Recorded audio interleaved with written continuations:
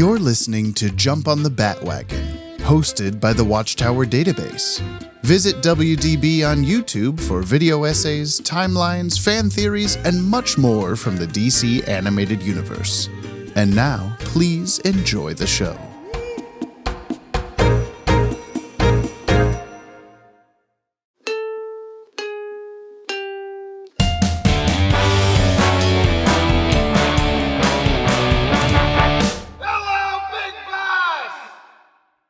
When we filmed that thing in Video Horizons, which is now a thing everyone knows about. Your new store. My new store, Carl's new store, your new store, because might as well be included in the group. Don't you fucking dare.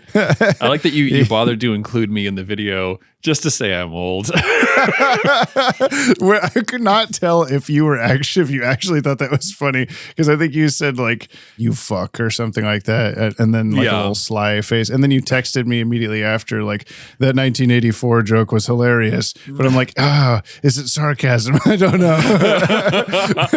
No, I don't care about the age thing. Yeah, okay.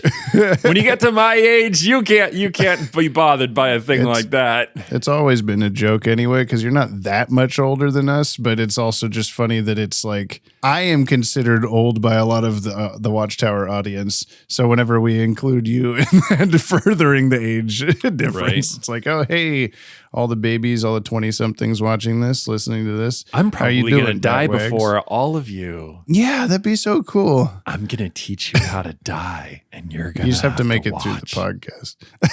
Yeah. We have to make it through the podcast first. Then you have my permission to die.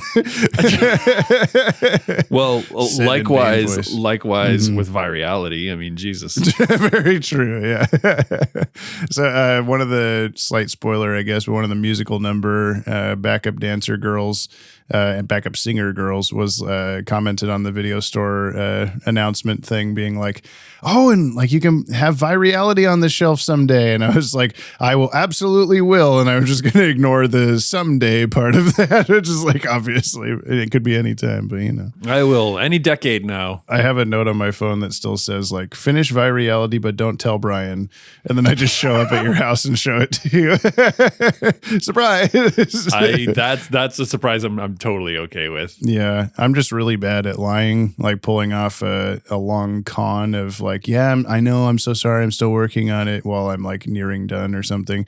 Like, maybe it's right now. It's not at all. The only thing that would upset me is like, yeah, I want to watch it with you, but also like I want a projector and a good sound system and a fuck ton of people to watch it with. Yeah. Why don't you want to watch it at the premiere? I want to watch it at the J. Scott Winery warehouse.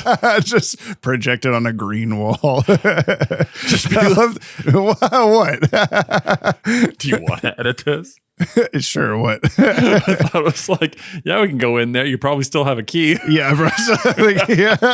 I'm not going to edit that. What are you talking about? Oh, okay. No, that's fair. all right. In the picture you sent on Halloween of you standing in front of the warehouse where we filmed for the listener, for where we filmed most of the movie, or like half of the movie probably, but it was just like by amount of filming. Yeah. 3/4 of the movie. Three times the screen movie. time, probably a third. It was probably half the movie by the end of everything or whatever. Really? I'd say like time wise. I don't know. Anyway, I don't know my own movie.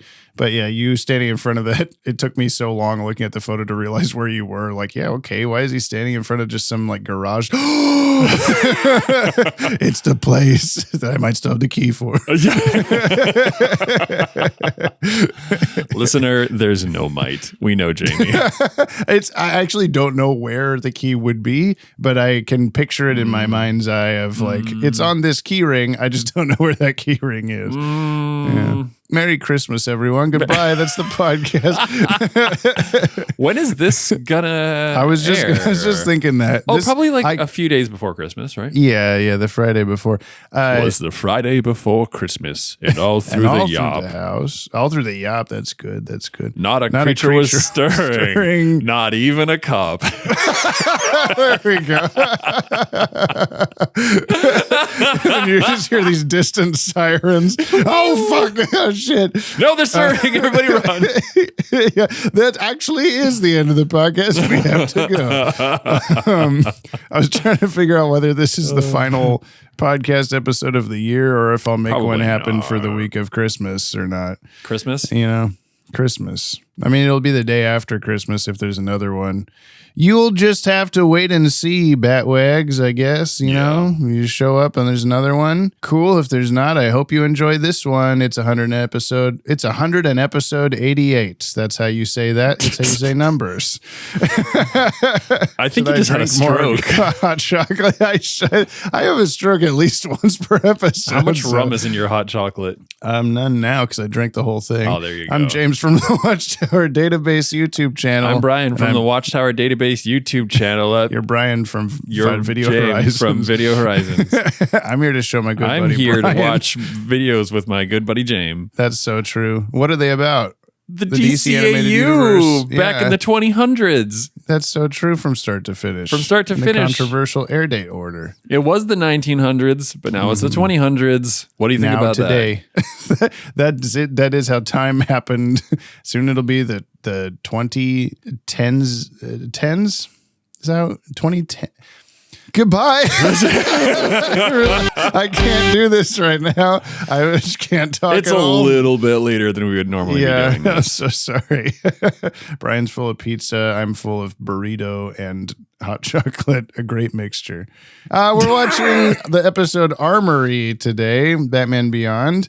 And I think your prediction last time was that there would be some sort of building, not necessarily an armory, that's being like defended in some way. And Batman's there, I guess, because it's his show. Yeah. You know? Batman, no. Armory, stop. At the time of this recording, beer time. He holds up a beer. It's always Miller time in Brian's house. No, this one's a little... That's a little spicier, yeah. Ipa! Hang tight, Ipa. It says. It's one of those cats hanging from a tree posters. It says, hang tight, Ipa. Hang tight, Bat-Wags. We're going to get through this episode. Should make one of those, yeah. Batman Beyond. Hang in there, Bat-Wags. Yeah. And it's like the cat has a little Batman mask. Oh, Batman Beyond streaming on HBO Max. Oh, fuck. We're going to make that poster, right? I hope so. That's one I can do. Okay, good. And available on DVD and Blu-ray. If you'd like to follow along, you can head over to watchtowerdatabase.com/resources. The link is in the show notes. This episode, Armory, first aired Saturday, March 11th, 2000 at 10:30 a.m. on Kids WB. 1 week after our last almost episode, my birthday. The Last Resort. It is. And there won't be one on your birthday this time. Oh. I don't think so. This aired number 30 and produced number 31. So that's bad. I didn't realize you ripped off the label and put it on your shirt. I thought I just now noticed that you were wearing a whatever IPA sweatshirt the whole time. like you were just really into this specific IPA. No. I hate IPAs. Oh, why are you drinking one? Yeah, it's a fucking question, isn't it?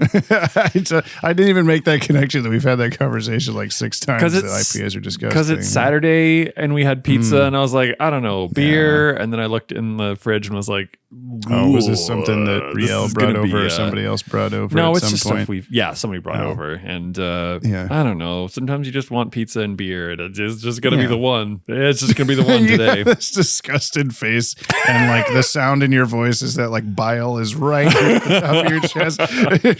Sometimes you just got to do it. Sometimes you just got to drink a beer and do a podcast. It's going to be Bleeding Gums Murphy on the podcast. I was flossing with a knife just before the podcast. We talked about this, like that Fortnite dance, but with a knife. Yeah. Okay, buy me a coffee. Buy me a coffee and not buy Brian. Jamie a hot chocolate. Buy me an IPA, and I will dump it out. Buy us an IPA, linked below. Send us a Yoppie beverage, specifically an IPA, hopefully, and access some pretty shway exclusives, like submitting episodes for us to revisit, which was last podcast episode. That was pretty fun. What'd you think? 6 more already.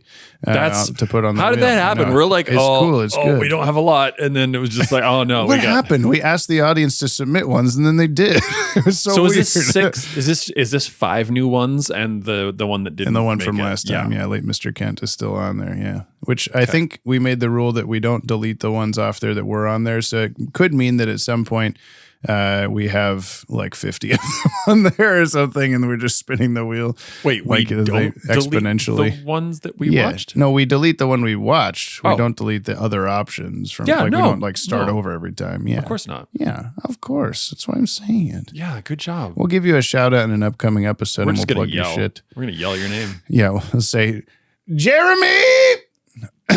And then hopefully Jeremy is someone that submitted an episode or bought us a coffee. Otherwise, I just shouted Jeremy for no reason. Which should be a weird thing to do. Although Jeremy's happy about it. Right, Jeremy? Yeah, Jeremy. You weren't expecting us to say your name. I know, but it's pretty cool. Guess what? It's pretty cool, right? It means you're locked into listening to the podcast till it's over. Yeah, We'll also do a push-up for every $1, so send us coffee for our health and your entertainment. I don't want to do push-ups. I guess we have to. Today's Yoppie push-ups come to us from Leandro. Oh. Hi, Yoppie dudes. What's up? James, congrats on the new baby and 10-year anniversary. Brian, congrats on still being here. Fuck off. Fuck off. I'm trying to grow my toy photography account on Instagram. What? So I figured this would be a great place to plug my shit. This are some recent shots I did using the Mezco Toys 5 Points B-Tash figures. Thanks for the plug and yop on. Let me see what the link is so I can say the username. It is Speak Figure, SPEAK Figure. Let me see if there's spoilers for you before you know. It looks like it's just a bunch of cool stuff. These are really good. These are really cool looking. B-Tash Batman and Spider-Man, the animated series Spider-Man together. That looks really neat. These are all really cool. Can you screen share? Because I'm having... What the fuck? Apparently it completely signed me out. So look at this cool shit. Hell yeah. I'm screen sharing. That's awesome. Yeah. Some very cool. Yeah, that's a DCAU Marvel crossover, Jamie. It sure is. Can you believe it's canon. What are you doing? What are you doing for lighting? That's really slick. Yeah, and it has like some good bokeh. However you fucking say that. Bokeh? Well, I keep hearing bokeh, bokeh, all this stupid stuff. Who's French anymore? I don't know. It's Japanese. It means blur. Oh. Yep. That's cool. I had no idea. Now you know. Like how we have to, I can't just say blur. That'd be stupid in American. What do they say in Japan? Suspect that it's because most modern, well, no, I'd say most cameras like through the history have been Japanese. Yeah, if you look at like the number and history of stuff, they weren't the first. But we still say like every other part of the camera in English. Lens. Aperture is probably French. Oh yeah, probably. Before we do the 5 push-ups, I forgot to say that the writer of this episode is John P. McCann, who previously wrote Terry's Friend Dates a Robot. The director is Kyung-Won Lim, who previously directed Revenant. That was the most oppressed group of all gamers episode. Music is by Christopher Carter, and animation is Coco Dong Yang. Let's do 5 push-ups and then watch it. Yeah, you watch it. Okay. Ready? 1, go. 2, 1, 3, 4, 2, 5, 3, 4, 5. I like the angle. I can see Brian doing the push-ups. If I do them before him, like just now, I can watch him do them. But I did them with perfect form. Because it was just 5. That's the difference between you and me. I have no form. That's my secret, Cap. Okay, Armory, ahoy. Let's fucking do. Mega CD. Let's do. Still no official comment from Wayne Powers regarding last week's break-in. However, sources state that Armory may have accessed top-secret research files. I told those dummies to beef up security.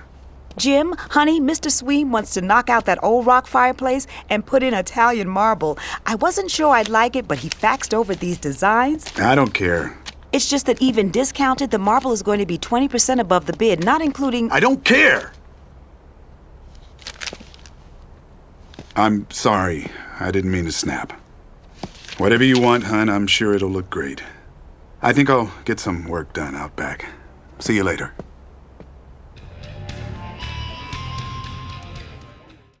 Wow. That was an episode that happened. It was an episode. If you're wondering, Synup, what you just watched, Synup. Take a listen to the synopsis. The short summary, which is sometimes kind of long.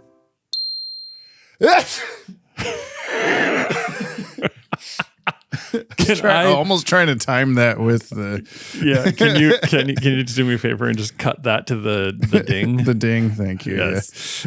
Yeah. I opened up the document with all the information and it was bright light, and I have the bright light sneezies. So Oh yeah, Brian. Yes. Your name is Armory now. No. Oh no, you're the guy from the episode. Okay. With the tiny head and the giant body.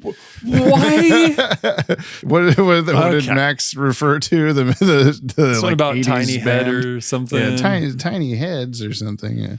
All right. So there's a fella we're just gonna call Tiny Head because his body is 15 times the width of his head, and it looks a little bit weird. Bruce Timm, everyone. That's how it goes. So this man, whose name I honestly didn't register the whole episode. Jim Tate. Jim what? Jim Taint. Tate. T-A-T-E-T. At first I thought you said Teat. Jim's Taint. That's his name. T. Taintington. T-Pain. All right. So James from the Watchtower Database, he lost his job, and he wait, is this a premonition? The small. He's a small arms creator, not dealer. I do have like built them arms. engineer. I'm working on it. Okay. Yeah, you're I'm doing all doing 5 push-ups every week. Yeah. And he lost his job and was just like, "Hey, everybody, give me a job." And everyone's like, "Nope." And I was like, "Same girl." So basically, he was looking for a job. The only person who would give him a job is a shady weapons guy. Yeah. And so he went around stealing stuff, plans and parts and all this jazz so he could make super weapons.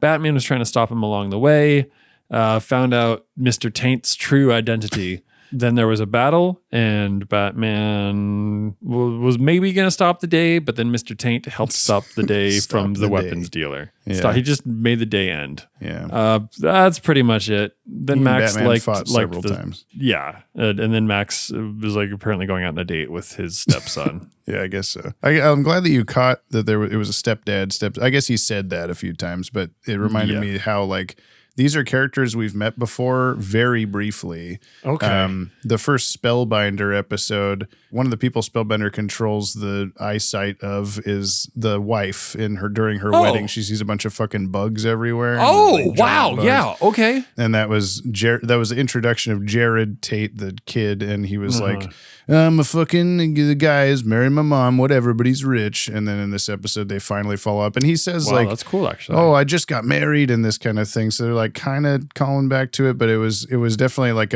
oh yeah, it's been like 20 episodes since we've seen this guy or whatever. So that's wild. Interesting. Yeah. Okay. The official synopsis, though, is when the father of one of Terry's friends is laid off from his lucrative research and development job, he develops a superpowered suit in his workshop and turns to a life of crime. I don't know that his suit was necessarily superpowered. He just had a bunch of cool guns. He had guns. It's also, I found it weird that through the whole episode, like just thinking back on it, Jared didn't get stuck once. No. What? He's a step bro. Oh my God. he's a stepson. He's underneath the desk above the spider. He was. Help me, stepdad. I'm stuck under this desk. Help me, stepdad. I'm stuck. Oh my God. This episode was like 83% rock scene. opera. Well, that too. Yeah, the music was popping off in this. It was actually really good. I love that you were just like orchestral hit. Yeah. Yeah, the whole time. But then also every time that he was like sneaking around or like showing up in his car or whatever, it had this like, oh, whoa, oh, yeah, stuff going on in the background. It was like non-progressive cool Dream Theater. Yeah, kind of. Yeah, non-progressive rock. Non-prog rock. rock. Yeah. Conservative rock. Is that the subtitle? Holy shit.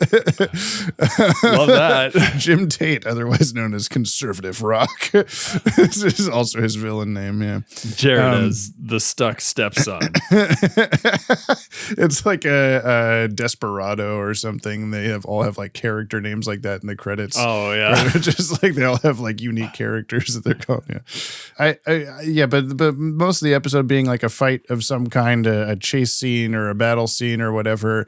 I thought I had remembered that was pretty, that this episode kind of felt just like a whatever because barely anything happened. But I found myself actually like pretty enthralled with most of the fight stuff. Every single fight scene in this had a really strong beginning and a really awful ending.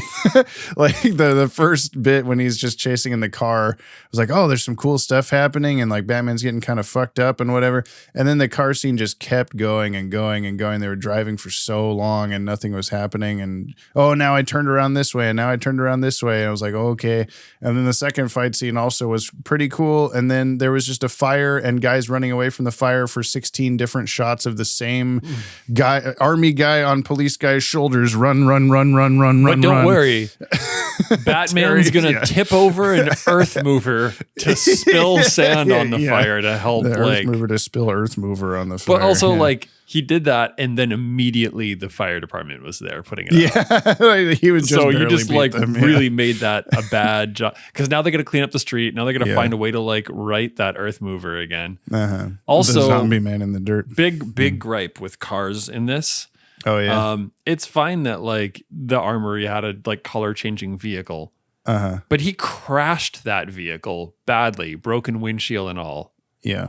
And then he gets back in the vehicle again. Yeah. And there's no more damage and he changes the color and this is before fine. I didn't notice the windshield breaking. Do you remember when Batman like launched that box at him? Oh yeah, that the was car actually sustained pretty cool. damage. And then there wasn't damage for the rest of the show.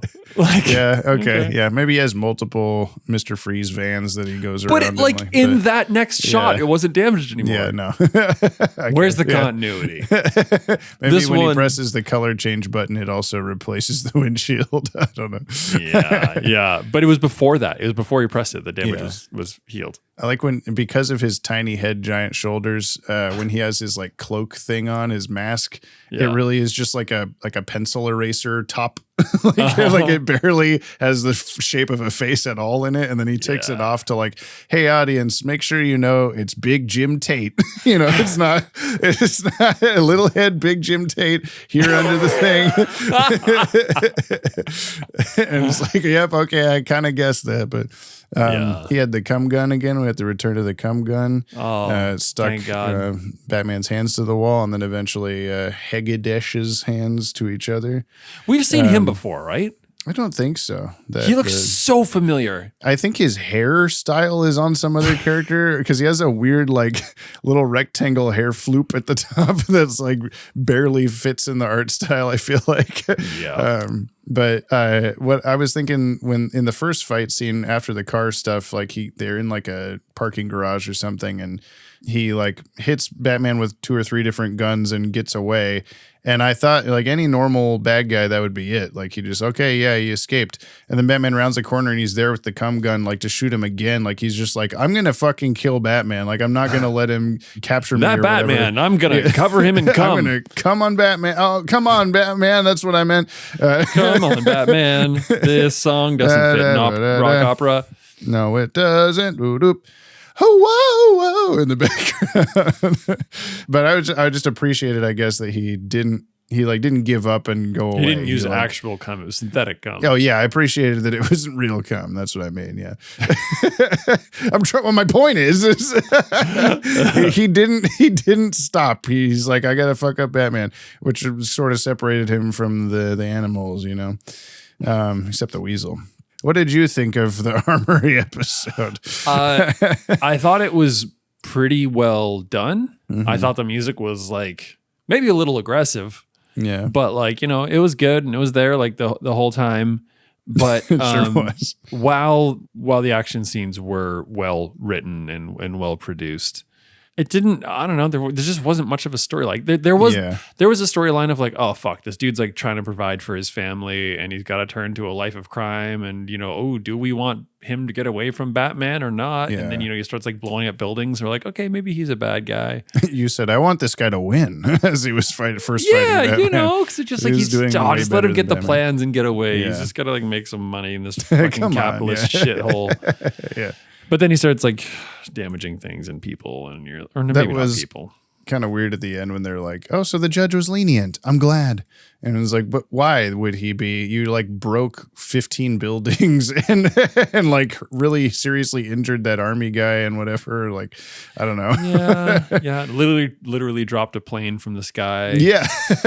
And then he tried to like pinata Batman, but with a van.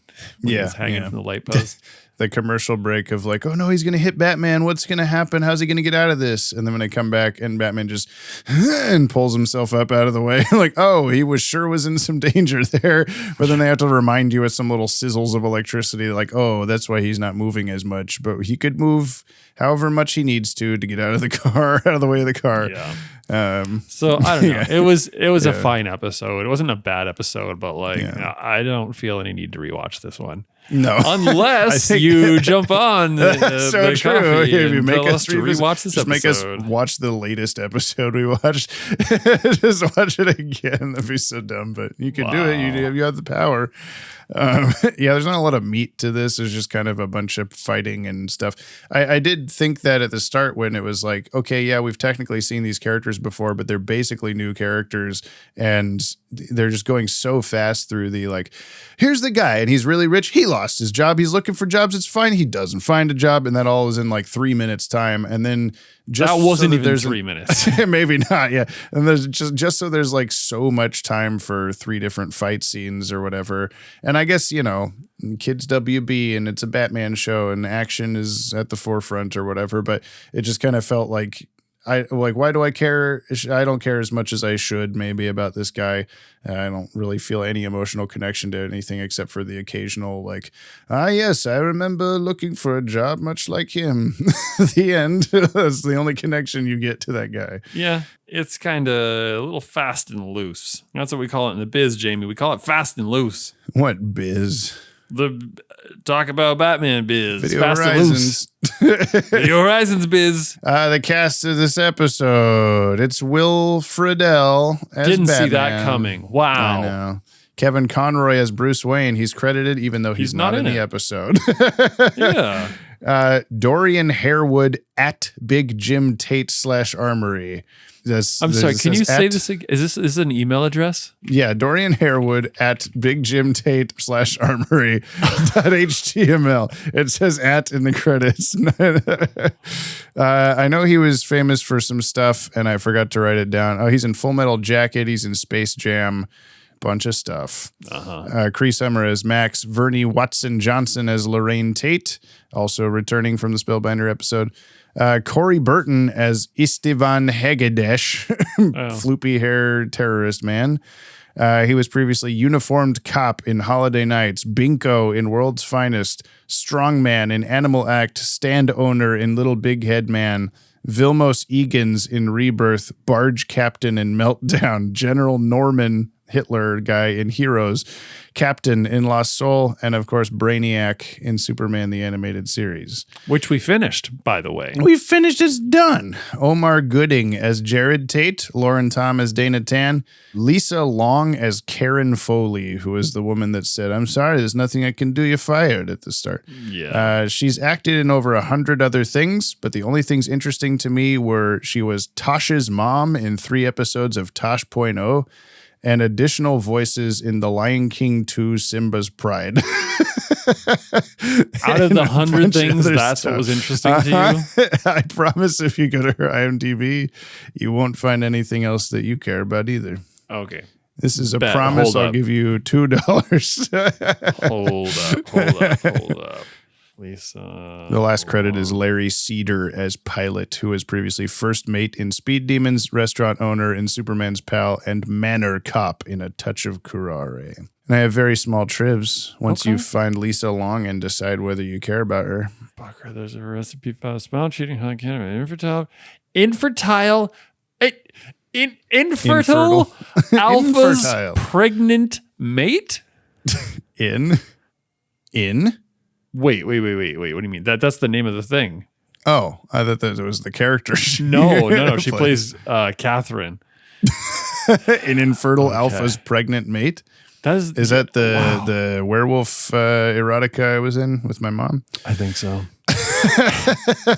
Okay, Just reminding the audience of that. Hold on. I'm just gonna keep browsing here. Just gonna keep browsing. Oh, she's in Glow. Okay. I care about Glow.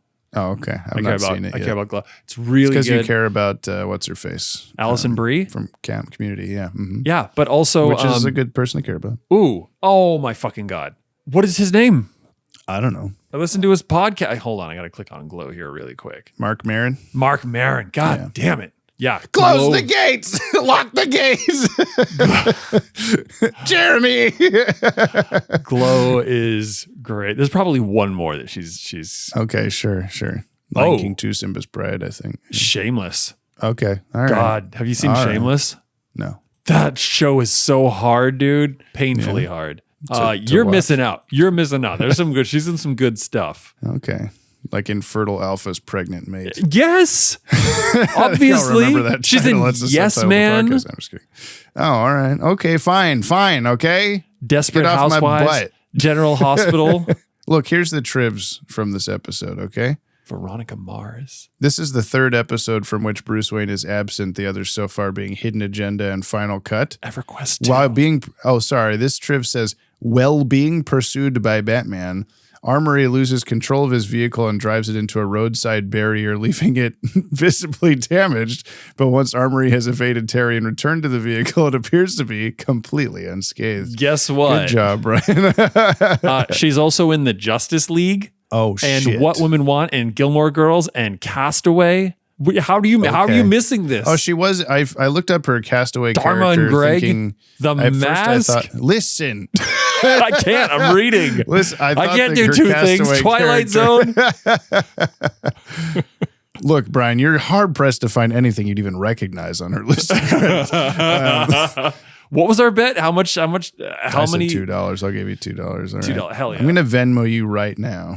I thought she was the castaway woman at the end who he like brings the FedEx thing to. Turns out she's the volleyball. It turns out she died in the plane. I don't actually know who she was. She probably did die in the plane. She was Wilson. Oh yeah. I hit to pay you $2, and the what's this for thing lit up red. What's this for? Oh shit! I'm sorry. you don't have to pay me $2. Lisa Long. No, that's I have to. I promised. Okay.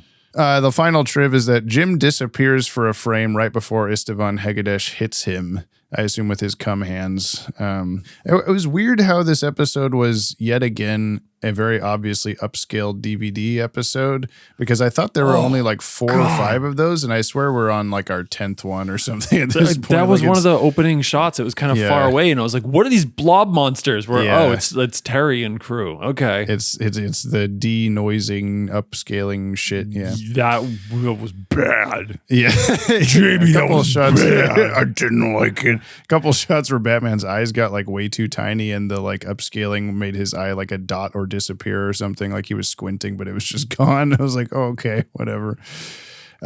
Keen effects. Yeah. Keen. I really like that shot of him lying on his butt and blasting his boots at the thing, and it flies at the car. You know what I mean? Cum gun, yeah. Should I describe it? Yeah, he's blasting his boots, if you know what I'm saying. My keenest of effects was one of visual and audio. The plasma whatever anti-tank weapon thing they talk about in this gun. With the warbly Yeah, the warbly stuff, white glowies and the sound design for that are both really good. That was my favorite part of the episode. It was like, oh, this like looks and sounds good. Yeah, I want to put it up against like Shocker in the Spider-Man cartoon and see if it's like the same sound or something. Yeah, I want to do this. I want to give the Shocker to Armory is what I'm saying. Yeah, fuck Brian yeah. put up the hand symbol. I didn't do that at all. This is not 2005. No, but it's 2000. for the Armory episode. You said, Hell yeah. It's fine. Okay. We were probably doing that back then. I don't know. Yeah, definitely. To people. Yeah. When did Dane Cook exist? When did he exist? When was Dane Cook born? Dane Cook, when did he do his shocker stand-up? What is Dane This is what Cook we're doing this episode. What is he? I mean, what else are we going to do? It was a cultural phenomenon in the mid-2000s. Yes, I understand. Thank you, AI. Super finger. Oh, he's on. Dane Cook is on tour. Oh, cool. Let's go see him. Hell yeah! It looks like he's got the same hair. He's. What? I'm just expecting to see these big, and I guess we're at the end of the year. Oh no, that's for 2026. February is not. What? He has 2 tour dates, one in Las Vegas and one in Iowa. Okay. So that's the thing. Is that what you were laughing at? Like, Vegas, why Iowa? I don't know, man. Like, I don't know what his career looks like these days, but the fact that he's like Dane Cook live on tour. 2 dates, but only one of them in 2025. Dane Cook was one of 2 videos I had on my original iPod video in high school. That's one of his stand-up specials, whatever it was at that time. Probably the one where he does the finger thing we're looking for. But yeah. And I know he's like a meme or whatever that like, Dane Cook, not funny, bad or whatever. But for a while there, I thought he was pretty funny. And I also will always think of the... 2 things. When I go to a drive-thru, I can't not think of the pickles, he says. And I also can't not think of any sort of person speeding past me on the highway. I just think of like, why did you run into me while I was at a red light and you were going 80 or whatever? Maybe I have some of his stuff memorized and you don't, because it looks like you don't recognize either of these things, and that's okay. Well, I hope he's doing good. I hope Dane Cook's doing good. Let's get him on the podcast. Takeaway, I think there was CGI on the car for a second. I think when it was spinning around on the street, it was way too smooth and way too like perfect of a rotation of it. So I guess I'll say CGI because it was barely noticeable. Yeah. Instead of CG for those that don't understand what the fuck I'm talking about. When is Dane Cook? When does he make his appearance in the DCAU? I don't think he's in it, but I want to make sure because it could be a thing that he is, and I've just forgotten. Do you think the movie Waiting is funny still? I've never seen it actually. I loved it back in the day, but that was when I wasn't funny at all. Oh well, I guess I'm still not. But what's the one where he's? It's him and Jessica Alba, and she's like unlucky. You know what I mean? Unlucky with Jessica Alba? No, it's not called that. This is what we're doing. A Good Luck Chuck. I thought it's an okay movie. It's got Jessica Alba in it, so even if it was bad, from the Fandom Alchemists podcast, it's Jordan right, Blument's musical bit. It's okay. It's okay. We got a D on this episode. It's fine. It's fine. We know it. But here's the thing. Hey, music. Hey, music. Fandom Alchemists. Now over to the musical moment. There were a couple different scenes in this that had diegetic music, and I really like when there's diegetic music in this show because it shows us like what in the club at the start musical landscape is like in this fictional future, and it's all the same heavy rock stuff too, isn't it? That's pretty funny. Conservative rock. I like the rave vibes at the beginning, and there's the deal where they're in the store talking to the guy. Forgot every detail of this episode as soon as I started talking about it. Yeah, that's fine. But they're playing music that you hear at the grocery store, except this is still like heavy rock. That's amusing to me that everything plays heavy rock all the time, including when you're at the store. That's just a fun thought that occurred to me about this universe. Okay, never apologize. Fandom and try to stay optimistic. Oh, I like how it cut out. I thought it was ending. Never apologize. Bye. No matter what you do, the judge will give you leniency. It's fine. I was racking my brain trying to think of grocery store. When did that happen? I think he's talking about the scene with the little heads or whatever she says, the CD. I like how they're looking at CDs in like a big giant boombox or Jesus. A big giant Jesus. They're in Brazil. What the fuck am I trying to say? Jamie, nobody knows. Music changing device in the stand CD on player. No. Big go pick music device. Jukebox? Yeah, man, thank you. I'm you losing okay? my mind over here. No. Are you falling I'm apart? tired. I was supposed to am fall falling apart. apart. There's so much fucking going on right now. Yeah. Sorry, buddy. It's okay. I had to do a podcast 2 days in a row. It's fine.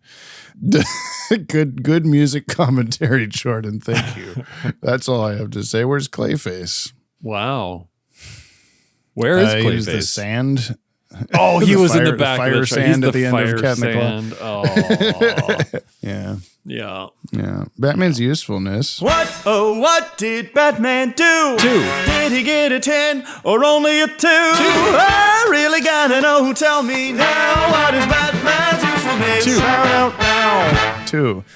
2, for some reason, a new Batman Adventures battering shot out of Batman's wrist and he on the lamppost out of 10. I was like, that was my like niche geeky thing I noticed in this episode was like, oh, that's not what his batterings look like, but okay. Yeah, no. The 2, I'm just going to give him like 2 sand.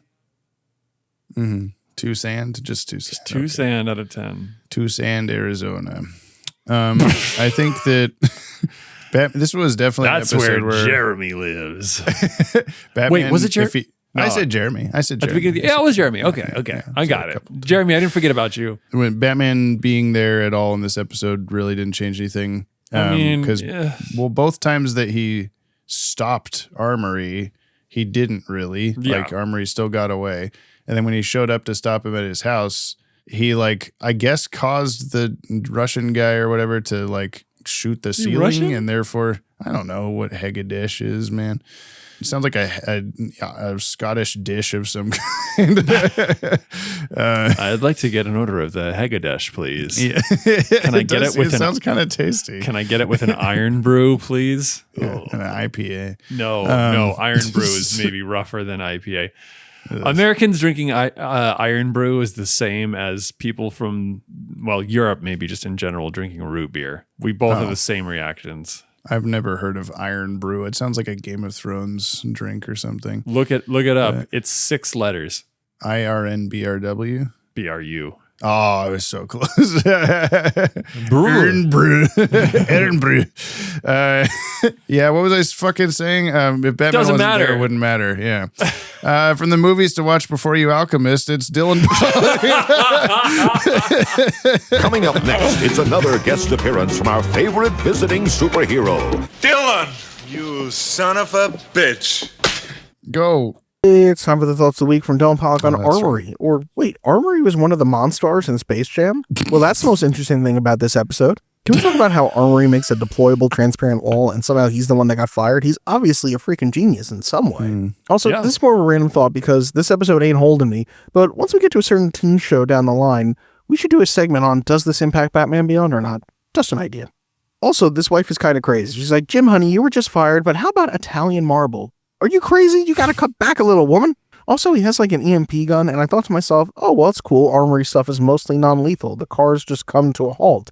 Yeah. And then he crashes a plane with it, and I was like, well, that's fairly lethal. Yeah. And then he pulled out a bazooka, and I realized it was a fluke to think he was trying to be non-lethal. He's very lethal. Also, the wife says to him at the end, you did this to yourself, Jim. And I'm like, motherfucker, you're demanding Italian marble. That's what the man's doing. He's not doing well. He's feeling the pressure. Anyway, it's time for the pressure of the question of the week. James's favorite part. What's something you feel like you know a lot about that the listeners don't know? I think I've asked that before, but the pressure got to me. Okay, I love you. Bye-bye. I love you. I love you, Dylan. Sounds like Dylan's unraveling as much as we are. Yeah, thank God, Dylan. You always meet us there, don't you? It's a He knows superpower. somehow, yeah.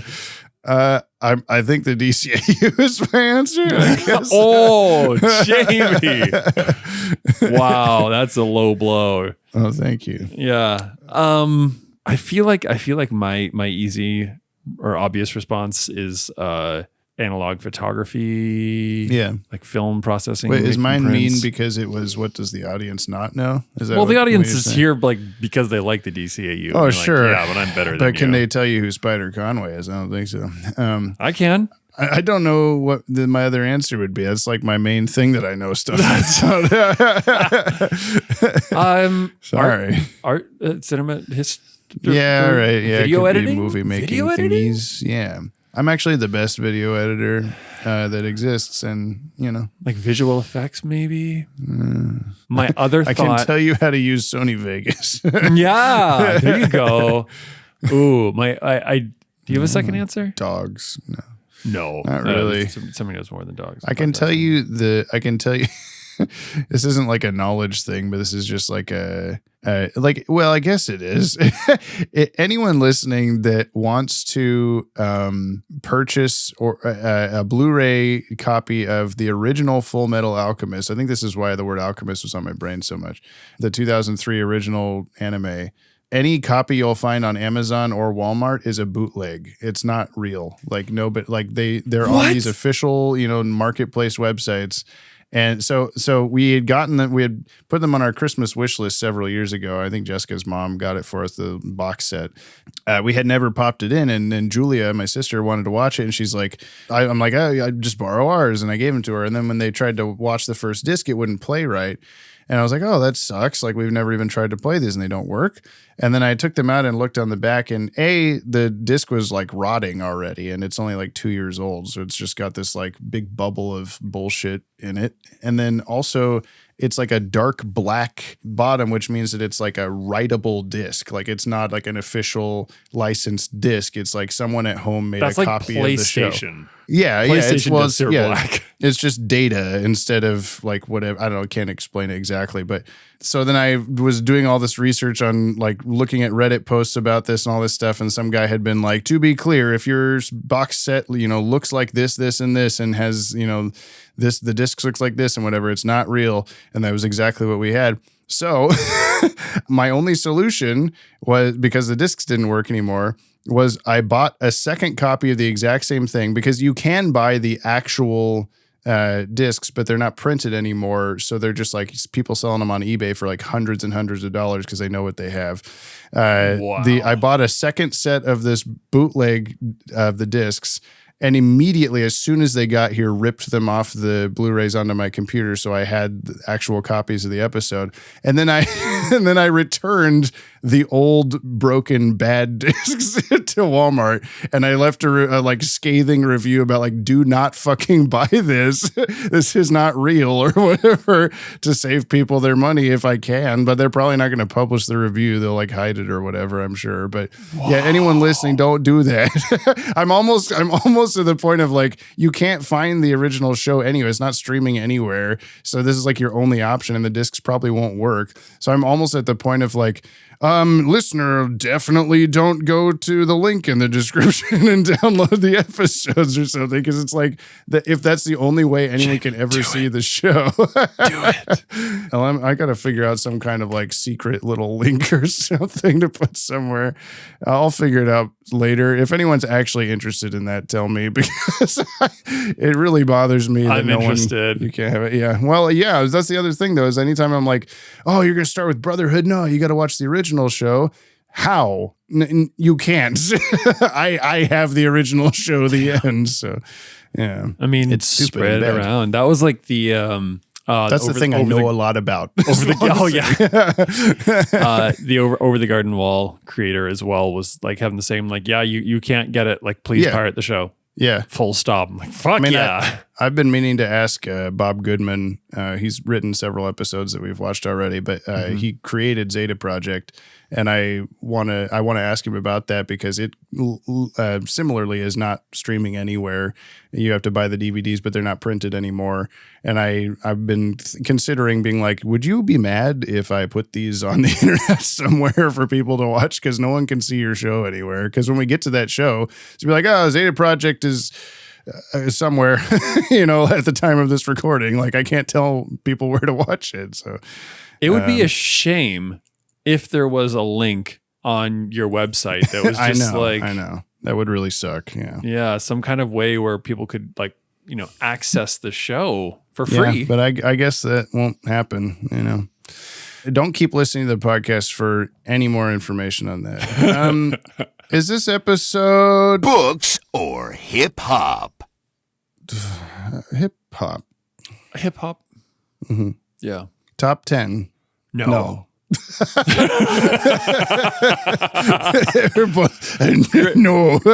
Great action episode. Yeah, Not a great episode. No, very forgettable. I'm pretty sure this is definitely one that I've only seen the amount of times that I've showed the show to somebody. Like I'd never seen this episode when it was on Kids WB, so I've probably seen it now a total of 3 times. Once showing it to Jessica, once showing it to Julia, once showing it to you. And also Scott Steele, who I love and remember at all times. I'm so glad to be in the 30th percentile or however that works out. Yeah, 33.3 repeated times I've seen this. It's with Brian.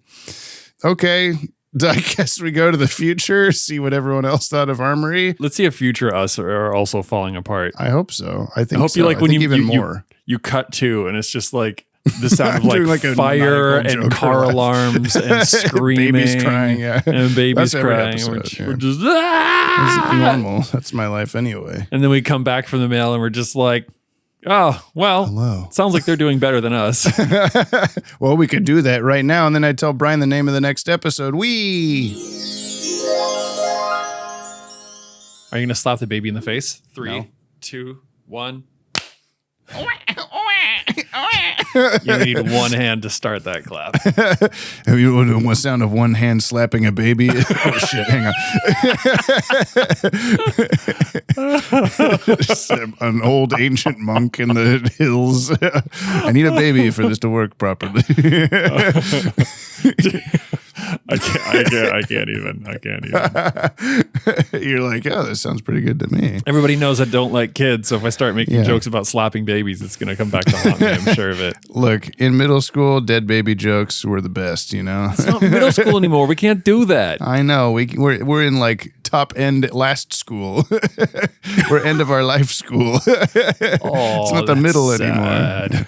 I do like that they couldn't have, the 2 names for middle school or junior high, they couldn't come up with like a good name for the in-between one. They're like, elementary school, where you are learning all the basics, and high school at the tippity top. What is the middle one called? Fuck if I know. Just call it middle school. Someone's like central school. Someone's like intermediary. No, hold on, I've got it.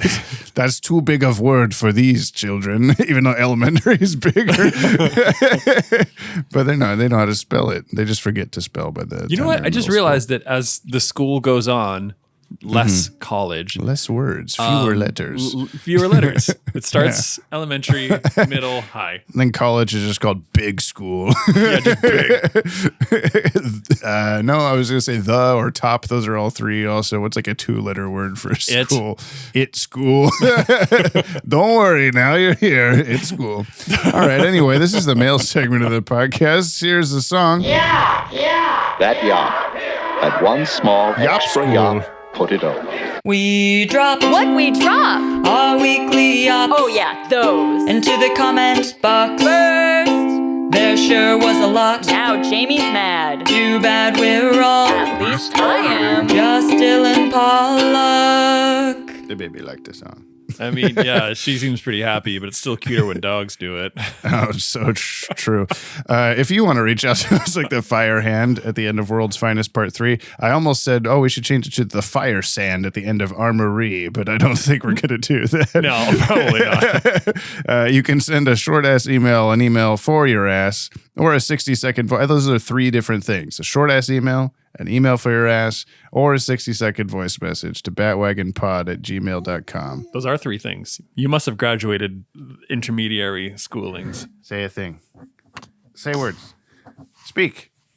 She just said something a second ago, God damn it. I'm tickling you. Figure it out. It's not. Nothing's happening. This isn't worth it at all. Or leave a comment on today's episode on YouTube or Spotify. But please do not spoil anything past this. Oh, now you talk. Pass it. Shut up. Pass this episode for Brian. Tell the baby to shut up in the mail. Why don't you? Jessica will love that when we get to this podcast episode. She doesn't know. She's not. Or the baby doesn't know. She's not here. We did have a Spotify comment for her when she's older, though. Yeah, of course. That I wanted to read. This is on Spotify. This is from Trav Dog. Welcome. Hey, Bat-Wags. This is Sir Minus. Trav Dog. That's not Sir Minus. That's Trav Dog. I was first introduced to this show by my best friend Phil back in 2023 when y'all started watching Superman. Oh my God, it's been that long? And caught up in a healthy time frame of then till December 2024. All right. Okay. Took a break listening to you guys this summer while starting hiking through the entire Appalachian Trail. Yo!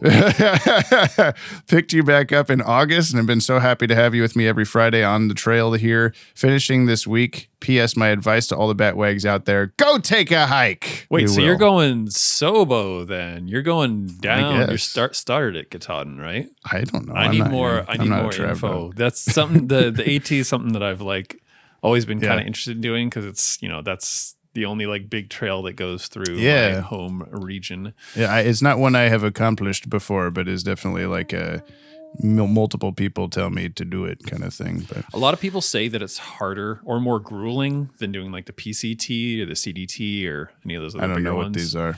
Middle school equivalent hikes. Yeah. Middle school, high school, equivalent hikes, but West Coast. The PCT goes from Mexico to Canada through Yosemite Pacific and crests. Yeah.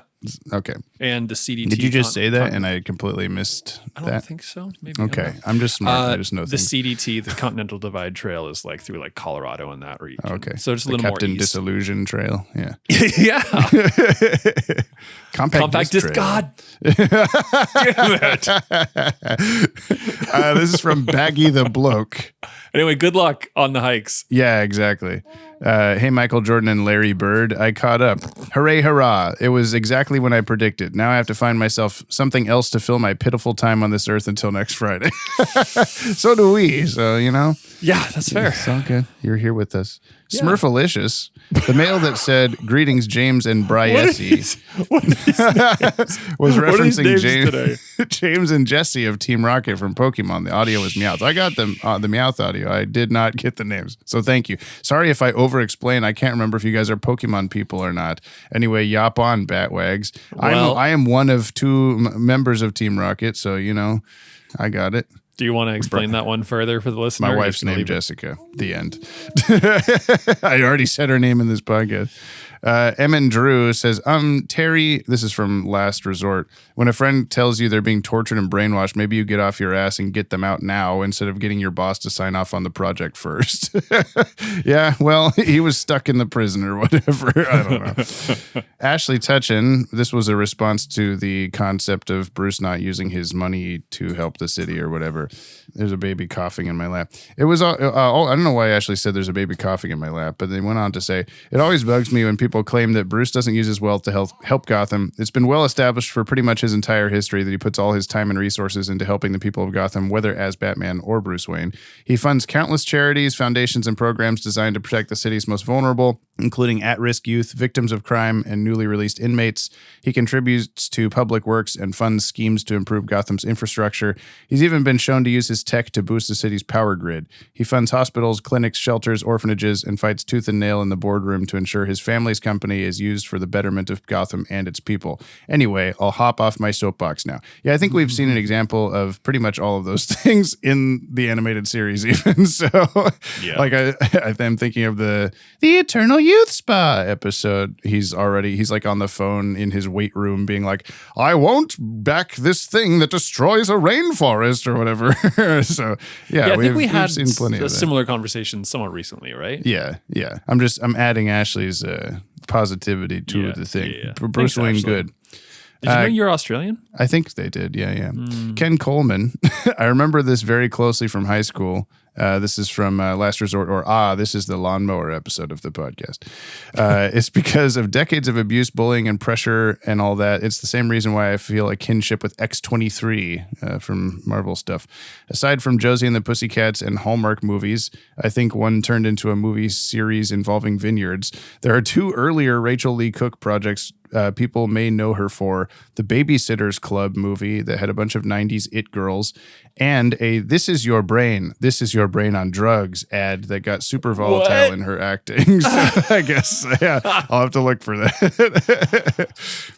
Super Beatles says, when people complain about Bruce punching people instead of putting his wealth into the city, the argument against it is usually just pointing out that Bruce does use his money where he can. He hires a lot of ex-cons at Wayne Tech, and he puts a lot of funding into Dr. Tompkins' clinic. Now, there are stories where he isn't doing enough, so really it depends.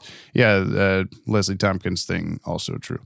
Okay, I think we just the thing I referenced, like we had this conversation recently. Was it in this episode was that in we're doing the mail for? The podcast. I don't know if it was in this podcast. It was in some recent podcast, but I feel like it was. I think things most are very people's- wishy-washy right now. I know We've we've been doing a lot of recorded this. a lot of things at different times.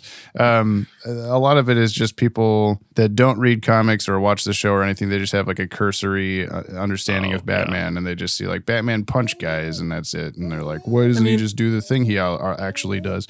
It's good that they're trying to think critically and think outside of Yeah. the box, but also without all the information, it's hard to make those suggestions. Comic Banana Man says the Beyond okay, and also on the bonus episode said, whoa, calm down okay. So I think we're getting some Banana Man's learning more words. I'm here for it. Yeah. Lenola Cola said, insert Papa Roach reference here. That's the this is my last resort. Somehow a joke we didn't make at all. Yeah. Wow. I don't know. Missed It's okay. opportunity. Sometimes things are right in front of us. Like a baby. Like this mail here from Scott Cove that says, Armory or Steel is about as effective as a villain. Hello, Jürgen Christoph von Kappelau and Bjorn Christofferson. That was for Brian. Hello. Do you know who these people are? No. Okay. Remember Should when I think they're artists of some kind. Remember when Bruce Timm was telling his staff to have more Terry-centered stories? Neither does the staff, apparently. Also, it's totally weird how Bruce feels completely off the show now. Even though this isn't a great episode, I thought it had two excellent things going for it. First, the way the theme of financial hardship was handled was above board. At first, I was worried it would be all... Hey, can you stop choking? At first, I was worried it would all be set up, I'm talking to Brian, for action scenes and a new villain. But the story kept it well integrated, showing how financial struggles hit a family at multiple levels and in varied ways. For instance, finding time to show how ego and a need to seem masculine fed into the creation of Armory, as well as Jared's on-edge demeanor resulting from the neglect. Secondly, this is some of the best action we've had in a while. My theory regarding this is that it was mostly limited to wheeled vehicles, which just work better for action scenes than planes do. The limitations and weight of a land vehicle force a certain creativity which just works. P.S. If James didn't do the obvious joke in introducing the next episode, I'll be mildly disappointed. I don't know what the obvious joke was, but you haven't heard it yet in this time that we're in. So I hope I did it. I'm going to say I meant to mention this when we talked about Armory, though, is that whole chase scene with the van and everything, the police cars, the van, all that stuff were on wheels on the ground. And all the Batman Beyond vehicles we've seen have been like floaty Fifth Element style shit. So I don't understand why that was a thing. Even the car that he rolls out for Jared at the start, like, happy birthday, here's a car with a bow on it. It has wheels. It was just a very odd thing. No, we've had, who was the episode with dropping the big letter off the side of the school? What episode was that? Oh, you're talking about Seth Green character's van or car. Yeah. That had wheels. The Jokers have motorcycles I'm not with wheels. saying that every vehicle doesn't have wheels. I don't think we'd seen like police cars in this show. I think that we've only seen the like floaty hovercrafty police things. And that was just weird that they're like, every car in this episode is just a car. Don't worry about it. Got it. Like they were just writing it and forgot which show they were writing for or something. Well, Batman back in the 1940, 50, whatever's. Yeah, 1940, 90s. This is from Calvin. Bat-Wagon comments, Bruce Wayne philanthropy responses. Okay, everybody's got something, which I'm happy about. Dear Jamiroquai and Virtual Brinsanity, wanted to say, try and get a voice message. That one's for me. That's your new gamer tag. Wanted to try and get a voice message in, but my throat was not up to the task. So instead, here are my written thoughts specifically on James wanting good responses. Oh, maybe I asked for this. To the argument that Bruce Wayne Wayne would do a lot better for Gotham donating his resources instead of beating up criminals. While yes, in real life, we really need our billionaires to start giving over their wealth to public interest, the DC universe is not our own. In our world, we don't have to worry about chemically altered clowns threatening cities with nukes, or immortals attempting to use Mountain Dew pits to destroy the world. The craziness of Gotham necessitates a crazy response that simply funding public services wouldn't easily fix. Even then, the DCAU has shown Bruce does give a substantial amount of care to the city outside of the cowl. In his prime, Bruce was on the board of directors for Arkham and fired Lockup the instant he was aware of the problem. We were shown 2 separate times at least where he gave jobs to former criminals, and part of his playboy persona was routinely showing up at charity benefits. And for Old Man Bruce, he had enough sway to prevent a whole district of Gotham from being demolished for industry. That's true. And also took his most recent line of, "I hope you don't think this place was typical," as him maybe having more insight and influence over other correctional facilities in the area. It feels like something Bruce would start having a hand in later in life after he hung up the cape. Those are my thoughts for now. That Brian is allowed to hear, that is, on Bruce and Money. Excited to hear the first rewatch. Sincerely, Calvin and Hobbies. Thank you. Yes, these are all the things that I wish I could think of in the moment. These are things that I have to spend weeks writing a script for instead. But when we talk about them on the podcast, I'm like, I don't know anything. I forgot everything about Batman. So way too true. Yeah. Vim Wolf. Hello, Janky and the Brian. Hey. I'm one of those people who, is this a, maybe? I'm so sorry. There's too many new people now. I forget if you're new or just new or new. Just let us know if you're new. And we'll give you the applause. Yeah, please say, this is my first email every time. I'm one of those people who experienced these shows as I did in the far gone days of the 1900s. In fact, I was already out of university. Oh, maybe this person's older than you, Brian. No. I just got a new TV, so B-Task was the first show I heard in stereo, which blew my ears. Heck, I'm old. So I found the podcast 3 months ago, and I'm nearly caught up to the current episode, making the best of my insomnia.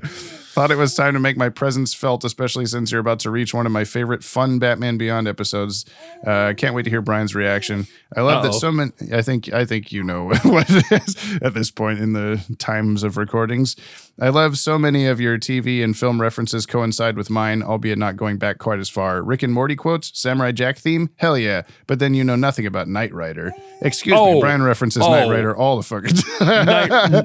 Not only was I literally singing the Knight Rider theme, I think last night, but that used to be my, like, back in the day when you had, like, your specific, I'm gonna like change my cell phone ring to be really cool. I had the Knight Rider theme song because I was also driving around a very similar car at that era.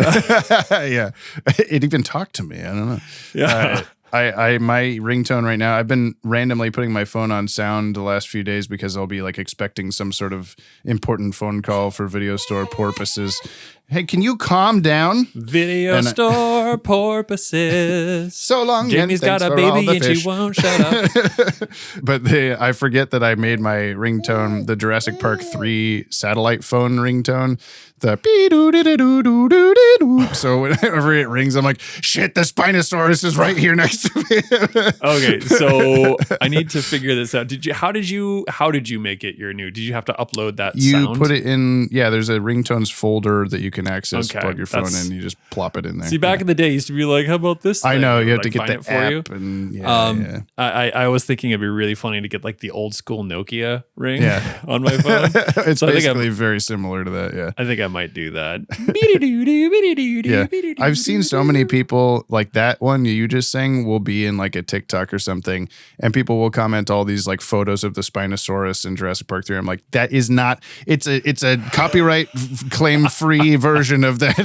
Like, it's not right. Stop. Vim Wolf continues. I correct people into saying synopsis in my head. These are the effects the podcast has had on me. Okay. Anyone who pauses after saying we triggers me, as does the name Kyle. I now strongly believe that the famous expressionist painter from the 1940s and 50s was Dylan Pollock. My brain will randomly sing, it's the Balder Archie, suddenly for no apparent reason. I'm starting to think Wilfred L. is Superman's nephew. Also, I think it's pronounced Ray Siegel. Looking forward to the day you run out of DCAU episodes and start reviewing Duckman Private Dick. And just a quick financial question. I sub on the Watchtower Watchtower Database Patreon. Do I have to give Yoppie Bevs as well? I'm confused and potentially broke.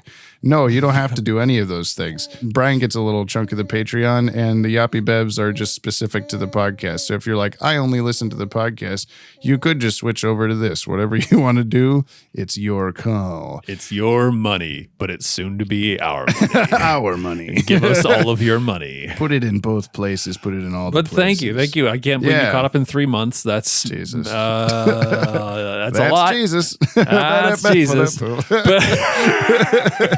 Fish. This is from Lanola Cola. Talk on the Super Cape. Big Jim's multi-use cum gun. Yeah, we made the cum gun reference too. Time to lock and load for the episode Armory, aka Armory with a U to the British English users. Wait, this is just the bad guy version of Steel from Estes. Istvan's very shui has to go on the soundboard. That job hunting montage was too real. Talk about a timely episode with respect to job losses, economic hardship, and the like. I do appreciate that the episode affirms that Big Jim is still a good man dedicated to his family in spite of his situation, and the fact this is another teen-focused episode with Jared after we followed Chelsea in the last resort didn't hurt it at all. Plus, I couldn't have been the only one relieved that Corey Burton as Istvan Hegadesh kept a consistent European accent in the episode, especially after Tim Curry as Puto. I'll get back to y'all faster than the fire wave in the middle of Armory. There we go. Till we up again whenever again is. Thank you. Lovely. We have Kale. Can't Kale. stop, won't stop anymore. Voice message. Here it is. Hey, Rifle and Machine Gun, it's your girly Pop. So, Armory is kind of a middling episode. Not terrible, not good necessarily. But it is nice to see characters come back like Jared and his parents. Although, I gotta say, on that first fight scene with the car chase, while there were some cool sort of like weapons that Jared's dad was using, the fact that Batman does not have like magnets to hold on to things is weird. Let's be honest. Like, it would have made that thing so much easier, and instead he's like, oh, got a claw, otherwise I'm gonna fall off this thing. And it's just like, really? Come on, Terry. Hopefully I will be sending these in more regularly now that my sister is gone. So I will talk to you then. Bye-bye. P.S. This is very, very late, but I am actually the person who likes rats. Sorry. What? The episode Rats. There's a Rats fan. Yeah, that's a very good point. We've seen Terry have like magnet boots to like hang from the ceiling like Bat in a couple of episodes, and yet he's just like, oh, why aren't they in his hands? I guess he'd be too Spider-Man if he had hands and feet magnets. Like, that's one step too far. I don't know. I think it'd be some serious style if he's just using foot magnets and he's like gone to fall off a thing, and then the magnets engage and he's just flailing. His knees are breaking. He's slapping around the top of the thing. Yeah, that sounds hilarious. Let's do that.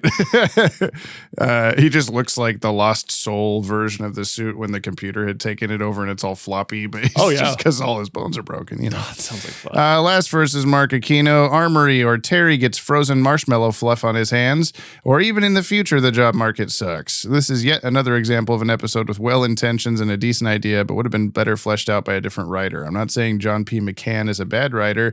He's written many great episodes of other beloved WB cartoons in the 90s, but this really wasn't one of them. Oh well. Boss Biggest Bear Hugs is the #1 podcast host in this year multiverse of ours, Jet Black Convertible and Big Horn. Praise for our Lord and Savior Dylan Pollock. Keep up. I can't. You just talked about you having the Knight Rider car. I'm like, no, it's me. Keep up the great work on your own podcast. Remember to tell Gab that she rules. Likewise to all his loyal disciples, all the names, all the awesome sauce listeners of this Yoppie community of ours. You're all the absolute best. Don't you ever forget that. All I want for Christmas is for Netflix to not crater the industry, but now that they're going to have WB, well, that's not happening now, is it? Till next week, futuristic smoke bomb. Hey, did you hear about that? The Netflix taking over Warner Brothers or buying Warner Brothers? Sure didn't. They were selling, they were looking for a buyer, and Netflix won the bidding war or whatever. And I don't really care. A lot of people have been asking my opinion on that for some reason, and I'm like, corporation's gonna corporation. It doesn't really affect me. Corporation's gonna corporate. Gonna corpor. Like even the last few months or years or whatever it's been since the new Warner Brothers president man, Zaslav, has been in power. He's been doing some stupid, shitty things like canceling completed movies or like for tax write-offs and things like that. There was a Batgirl movie that was going to come to theaters. I remember you mentioning this. Yeah, and there's a Wile E. Coyote, like Space Jammy, like combination of animation and live action movie that is now being released or will be or has recently. I can't remember, but it was for a time also just deleted or whatever. So if the Netflix acquisition means that less stupid things like that happen, cool. I don't mind that at all. But if it's going to be more stupid stuff, I'm not in control of any of it. So what do I know? What do I care? Just things are going to suck or not. Okay. The end. Next week on Jamie Says. Life lesson. Yeah. Don't worry about nothing because things are going to suck and they're not. Just do things are going to suck and then we're going to be dead. That's fine. Pretty much. Yeah.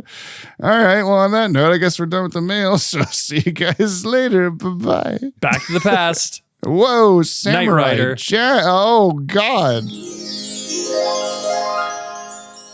Well, it sounds like they're doing better than us. You know, it's the end of the podcast now where I tell you the name of the next episode that you're going to be Jamie, it's forced okay, to man. watch. It's okay. Thank you. Don't worry about it. Do you know what it's called? You want to take a guess? Yeah, I do. Okay. Hold on. He's gonna no, it's not. You might not know what order it's in. You might. I'm not just know. gonna guess. You might spoil yourself of something else. Hold on. Uh-huh. Oh, I closed Google Drive. Okay, this not worth a joke. What's the name of the next episode? It's called Sneak Peek. What's it about? Okay, can I 3 questions? Yes. First question: is there a new villain called Sneak? No, there is a new villain called Peek. That was my second question. Okay, you get 2 more. You can have 2 more. Peek. 50-50 chance. I'm guessing Peek is a stealthy bad guy. Uh-huh. And girls' locker room. Close. The same kind of vibe. Same kind of, you don't know he's there. Boys' locker room? Close. Try again. Yeah. 50-50. Teacher's it's lounge. the gender neutral locker room. Yeah. It's the Jesus Christ. What the fuck is the name of the movie that Helldivers is basically the movie? Starship Troopers. Starship Troopers. Space Troop Space Shippers. Troop Shippers, the movie. The Squeakquel. Oh yeah, the whole locker like, room in that is what I was trying to get at. Everybody get naked together locker room. So yeah, Peek is sneaking. I want to make that the next subtitle before we sneak peek or peek is sneaking.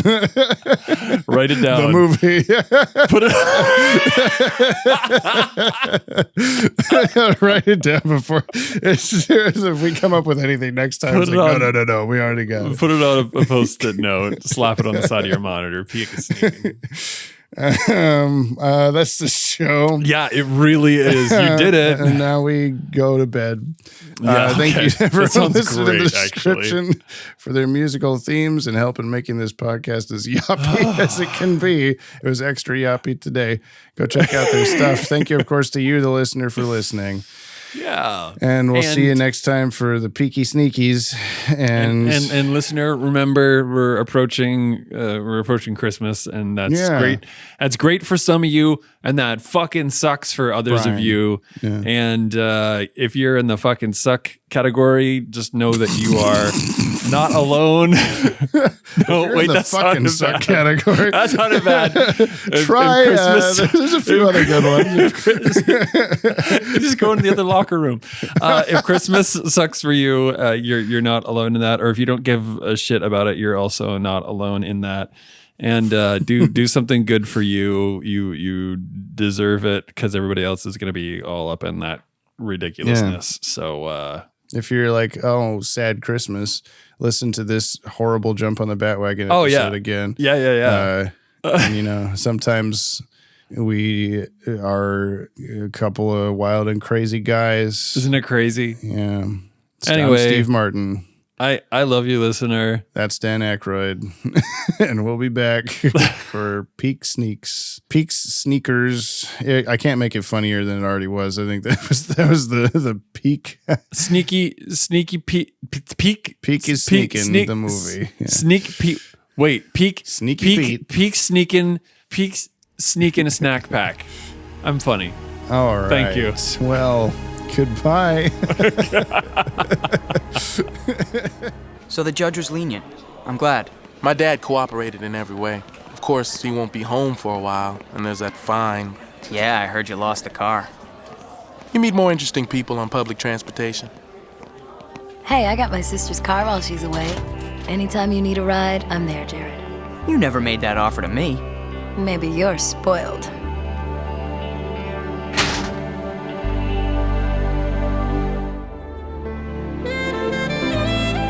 Jump on the Bat-Wagon is hosted and edited by yours truly, James Strecker, and co-hosted by yours Briley, Brian Maneely. This podcast is brought to you by the Watchtower Database, your one-stop shop for all things DC Animated Universe. To send us a Yoppie beverage, nab some sick show merch, or support us on Patreon, you can visit the links in today's show notes. And thank you very much. Please leave us a 5-star review on your app of choice and follow us wherever you listen to never miss a new show. And we'll see you next episode, same PP time, same poo-poo channel.